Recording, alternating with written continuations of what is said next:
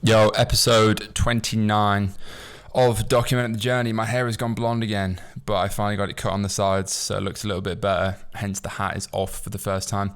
I'm just out of the gym, which is why I look sweaty as fuck, because I'm training for a marathon again, potentially, but I'm not announcing it because I don't want to jinx it. I don't want to put too much pressure on myself. But yeah, what am I going to speak about this week? It's Wednesday, no, it's Thursday, the 22nd of December. I can't believe it's nearly Christmas, and I can't believe I've actually nearly done 30 episodes of these alongside the pod. And I guess in like fucking 5 years' time, they're going to be crazy, crazy interesting and nostalgic in many ways to look back on it. And just on that note, I was looking at this last night. I don't know if anyone's ever clicked the link in the bio of my old YouTube channel with like 150 or maybe 120 plus vlogs from like 2017, 18 time, the dropshipping glory days. There's actually a channel even older than that where I used to do One Direction music covers. And I put that freestyle rap up the other day, which people took way too seriously and got very offended. But yeah, I used to have a proper YouTube music channel. So if you can go find that, I looked back at that the other day and it was like 11-year-old videos and it's very funny to watch. But yeah, there's a lot going on in the business and I don't feel like dwelling on that too much because it's kind of just standard shit. We're scaling. I'm waiting to launch Dream Dust next month. We're doing the whole fundraising thing, which is like progressing, but it's a fucking process, particularly dealing with VCs and so on. It's kind of made me reflect on, I guess, why I actually got into fucking entrepreneurship in the first place. And this time of year, I guess we reflect on things, look back, and well, it's just a natural time to look back in it. Obviously, like coming up to Christmas, New Year, I'll be in Bali for New Year. It kind of dawned on me that I've maybe subjected myself more than I've needed to, particularly in recent months where I've been fairly like locked in. Like I've not traveled since the end of August, which for me is a very long time. I know it's only 4 months, September, October. Yeah, 4 months pretty much.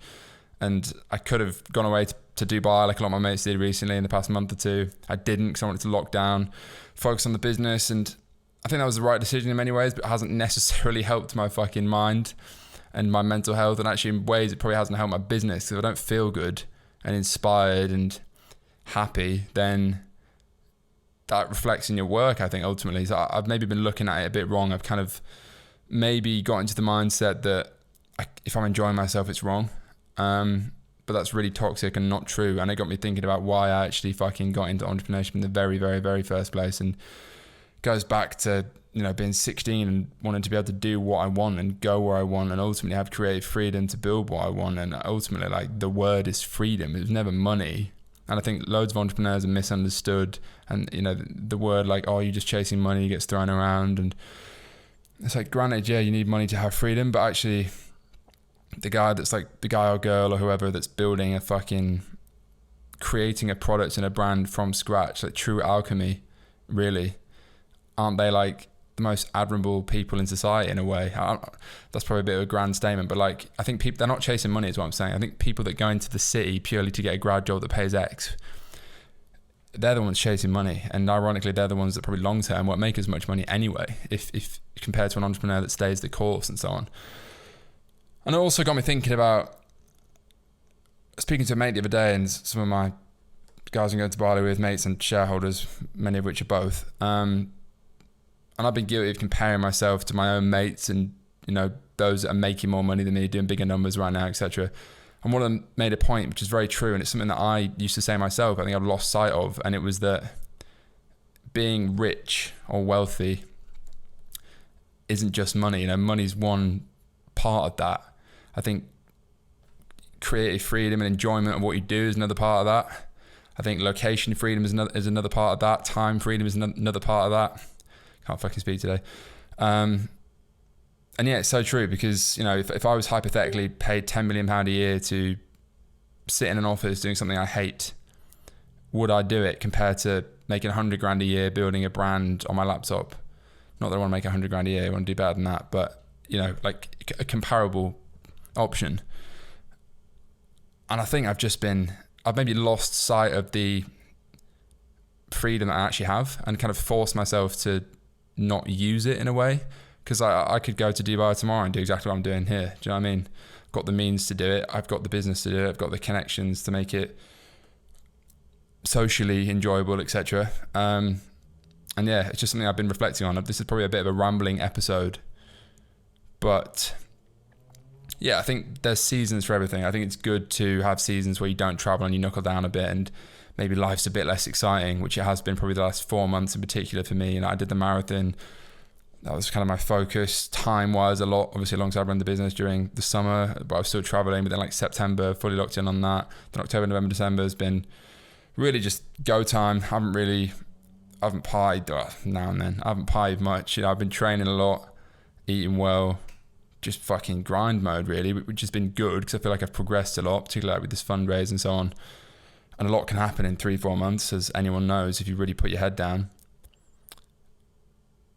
But I think maybe I've been pushing it a bit too hard in the sense that I've probably been almost like intentionally making myself feel shit, like just grinding myself to the fucking core and like putting off seeing friends in certain circumstances and almost kidding myself that if I'm enjoying the process, then I'm not progressing, which is just such bollocks. And sometimes you need to step back and realize that actually you can develop and change your opinions on things. And, that's probably a phase I've gone through. That whole, I want to prove myself with this new business, and doesn't mean it has to be miserable, basically, is what I'm saying. So yeah, and it also got me thinking, like, I spoke to another friend, my wisest friend probably, that's incredibly successful, younger than me. And he said to me, why are you in London? You don't need to be in London all the time. And it's so true. And also, it just so happens that my landlord is kicking us out of the fucking flat in like 2 months because he wants to sell it, and that's another story. But I just thought maybe it's like an opportunity to mix things up a little bit. I think having a base is important. I've had a base in London for the past 3.5 years, nearly 4 years, and I don't want to not have that. But I kind of got that excited feeling I used to get when I first started traveling when I was like 21, 22, and at the prospect of maybe being a nomad for like a few months again, like in between or something. I don't know exactly what that looks like, but if I think back to when I was like actually like most excited about my day to day, which granted maybe is more the case when you first get into entrepreneurship and you have that freedom, and maybe I'm just kidding myself that I could feel like that again, I don't know, but it was probably when I first went to live in Bali for a while, which is like April 2018, which is mad. That's nearly 5 years ago, 4.5 years ago. And I just think, not that I want to be a nomad again the whole time, and I'm sure I've grown out of a lot of that, but yeah, it'd be interesting going back next week and going for New Year for like 2 weeks to Bali, and a bit of my soul feels like it misses that higher risk, kind of more sporadic lifestyle, and maybe I'm forcing myself to try and like settle down because I'm 27 now, and I feel like the way to get really rich or whatever, in one way, by the way, just money, is to be in one place all the time and not enjoy the process as much. And I think I've just lost sight of what I actually what I'm actually doing it all for, basically, because I don't want to be, I've never felt like someone that wants to be in one place all the time and live a fairly standard routine. Not that there's anything wrong with that at all, and I'm still trying to find that balance, I guess. And I've tried many ways of, I've been very fortunate over the past few years to travel lots of places, and I've been to everywhere I've ever wanted to be, really, and done everything I've ever wanted to do to an extent, and tasted a lot of things. But I still feel like I'm figuring out what that perfect balance is, and I'm not quite sure, because sometimes I think I want to build the next fucking Gymshark and have an office with 1,000 people. Then other times I think, wait a minute, why do I even need to scale past like 5 to 10 million like I've done before revenue-wise? Why can't we sit at that level, be profitable, build a great brand that's maybe a bit more of a lifestyle business? But then the other bit of me, again, depending on what day of the week it is, thinks, I want to go raise hundreds of millions of quid and change the fucking world and devote my life to that and forget the process and enjoyment of it a bit more. And I don't know. It's an interesting one, because depending on who you speak to and whose perspective you buy into, it completely changes the way you look at why you're running a business and where you want to go with it. And I'm trying to figure that out. And part of this fucking Documenting the Journey series, which I think is arguably probably the most honest one I've ever seen, because I don't hold anything back. Part of this video series is just documenting the way that my mind is maybe developing and changing over time, and how I view the business, and not just the business but also life, because when you're an entrepreneur it feels like your life, but it's it's part of the bigger picture. So yeah, I don't know where the fuck I'm going with this, but I guess I've just been thinking a lot about, am I maybe, not to say for 1 second, by the way, that I don't want to build a massive brand, I still do, but am I trying to do it in a way that isn't actually the best way to do it, because it's not necessarily making me happy, i.e. force myself to fucking grind my ass off 15 hours a day, restrict other parts of my life, maybe like socially, romantically, etc., which I've kind of intentionally done recently, just because I felt like I needed to lock in. And maybe a more balanced view that prioritizes my mental health as much as maybe I prioritize my physical health alongside the business would be overall better. And maybe I don't need to stare at a screen 12 hours a day. I mean, I definitely don't, but I've just got into the bad habit of thinking that is how I get it done. Whereas I actually know deep down that if I worked 5 hours a day, but I felt in a better headspace because I was in a more balanced environment, potentially, then I'd probably get better work done. So yeah, I'm just reflecting on that. And I think it's important for me to document what I'm thinking along the way, as well as just document what is happening.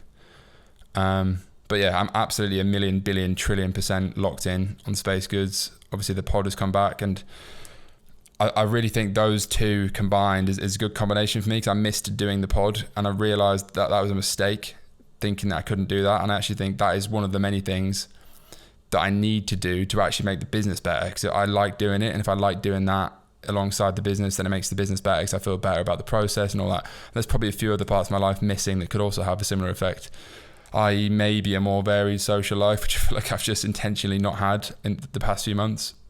Obviously I see my mates and stuff, but I don't know, maybe I feel that's what I want to do, like Pool Party Social Club, innit? Like there is a reason for that, and I guess maybe it's like a craving to fucking meet more people and be more part of a community or something. I don't know, because that is the negative of having a remote team, as probably a lot of people watching this know. It gives you great location and time freedom, but you don't have that camaraderie of being in an office. But at the same time, I don't necessarily want to be in an office the whole time. So yeah, I'm just thinking out loud. I'm trying to figure it out.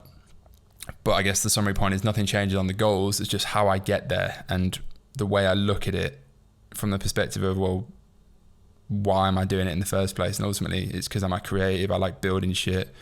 I want to build something that I think is aesthetically beautiful, works, it impacts a lot of people, you know, through the pod and the brand, obviously.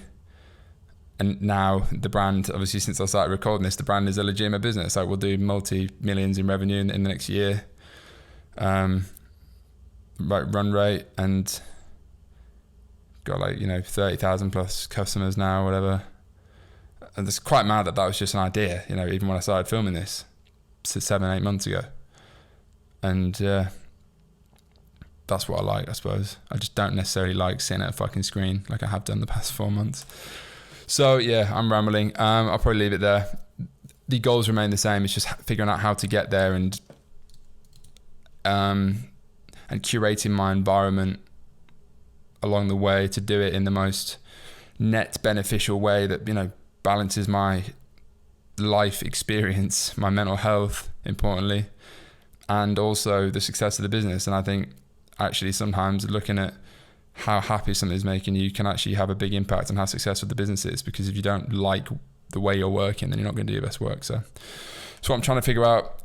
As always, well, I guess this is the last episode before Christmas, so if you're watching, well, you are watching, have a good Christmas, whatever you're doing.